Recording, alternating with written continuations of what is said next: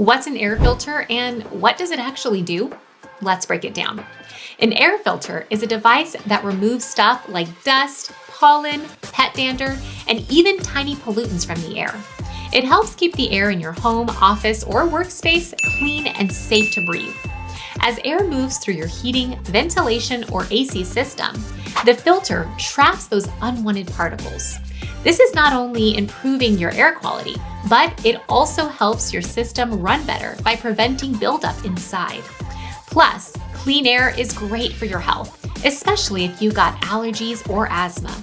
Without an air filter, dust and debris can build up, making the air quality worse and causing wear and tear on your system. Over time, that can even increase your energy bills and lead to expensive repairs. That's why it's super important to check and replace your filter regularly to keep everything running smoothly. Now that you know what an air filter does, you're probably wondering how it actually works. We'll get into that in our next video, so hit that subscribe button. I'm curious, how often do you change your air filters? Drop a comment below. Thanks for watching and catch you next time on Simply Filters.